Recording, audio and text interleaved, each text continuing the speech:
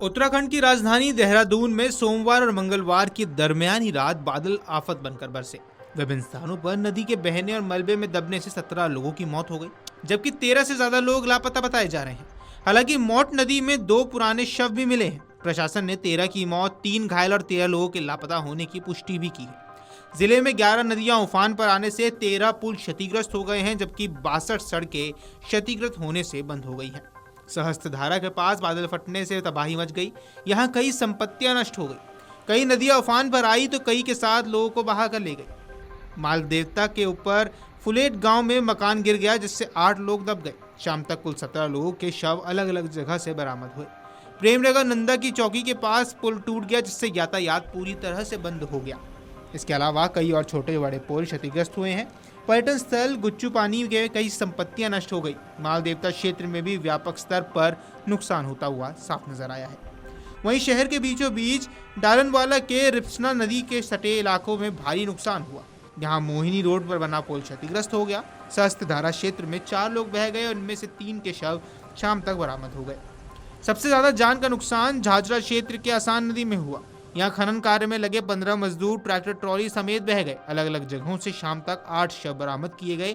3 को बचा लिया गया, बल्कि 4 अब भी लापता बताए जा रहे हैं। वहीं मालदेवता के पास टिहरी क्षेत्र को जोड़ने वाले पुल को अप्रोच रोड बह गई।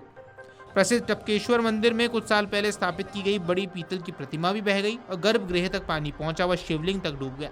तमसा नदी पर मंदिर परिसर में बना पुल भी तेज बहाव में टूट गया और जामुनवाला स्थित एक दशामुखी हनुमान मंदिर परिसर में भी आधे ज्यादा पानी से बह गया।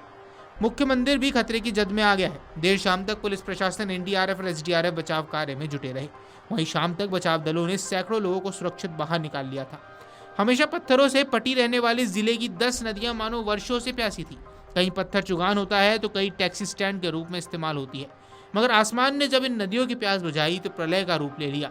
हर कोई देखकर हतप्रभ था कि इतना पानी आखिर कहां से आया। देहरादून की सहस्त्रधारा के एक स्थानीय निवासी ने बताया कि सहस्त्रधारा से आगे बादल फटने की घटना हुई। वहां से बहते पानी और मलबे ने यहाँ की संपत्तियों को नुकसान पहुंचाया है और हमारे गांव में लोग सुरक्षित है, वही कई होटलों को नुकसान पहुंचा है। आइए आपको स्थानीय निवासी का ये बयान सुनवा दे। ये घटना ऐसी हुई कि रात को परसों रात बादल फटे, तकरीबन 10:30-11 के बीच में। ये बादल जो फटे सहस्त्रधारा से काफी आगे, 500 किलोमीटर आगे, कालडीघाट मजाड़ा, आपका ये दूसरा कालडीघाट जो सहस्त्रधारा मोटर मार्ग जो ये सरोना के लिए निकलती है, यहाँ पे जो छोटे छोटे गधेरे थे वहाँ पे ये बादल फटे। इन बादलों के फटने के बाद ये सारा जो मलबा बहता पानी सहस्त्रधारा की तरफ आया, जिससे काफी सारी दुकानें, होटल चपेट में आ चुके हैं।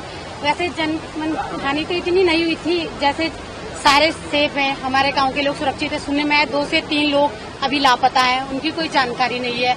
और यहाँ पे जितने होटलों में लोग थे, स्टाफ थे, सबको तुरंत खाली करवा दिया गया। सब सेफ है इस समय, सब सुरक्षित जगह पहुंचा दिए गए थे रात को ही 10 बजे। उसके बाद जैसे ही पानी का बहाव तेज हुआ, उसके बाद आगे के जो राज पैलेस होटल है, उसके अलावा कई होटल बड़े बड़े बह चुके हैं, जैसे मोनाल होटल है। और आगे भी होटल फॉल्स के सामने जो दुकानें थी, 5 दुकानें वो जा चुकी है। मंजाड़ा गाँव में, वहाँ पे पूरा गाँव आपदा की चपेट में आ गया है। आपका कालडीघाट गाँव है, वो आपदा की चपेट में है। वहीं आपको बता दें कि नदी के दूसरे छोर से अपने घरों को निहार रहे हर किसी व्यक्ति की जुबान पर बस यही बात थी। हर कोई यही कह रहा है कि जान तो बच गई, लेकिन जीवन भर की खून पसीने की कमाई, उनके मकान खतरे की जद में है। बस यही चिंता सता रही है कि यदि नदी का पानी बढ़ा तो उनके जीवन की पूंजी उसमें समा न जाए। ऐसे में हर प्रभावित भगवान से उनके घरों को सुरक्षित रखने की प्रार्थना कर रहा है। आपदा पीड़िता पुष्पा, आंशिक मोतीलाल वर्मा और नीरज कुमार रात से ही अपने घर के बाहर बैठे हुए हैं। उनकी आंखों में आंसुओं के साथ खौफ भी साफ नजर आ रहा है।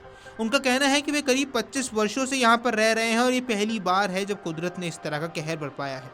आज उनके लिए जीवन बचाने के साथ ही अपनी पूंजी बचाना भी मुश्किल हो गया है। उन्होंने बताया कि रात में पहले करीब 1 बजे और दूसरी बार करीब 4:30 बजे बादल फटा तो नदी में बहकर आए पत्थर उनके घर से टकराने लगे। उन्होंने कहा कि उन सभी के घर सहस्त्रधारा नदी के किनारे हैं। जब बहाव तेज हुआ तो ऊपर से भारी मात्रा में मलबा आ गया, जिसके बाद रात में ही प्रशासन ने उन्हें घरों से निकलने के लिए कहा और वे तभी से बाहर बैठे हुए हैं। Video desk अमरउजाला.com।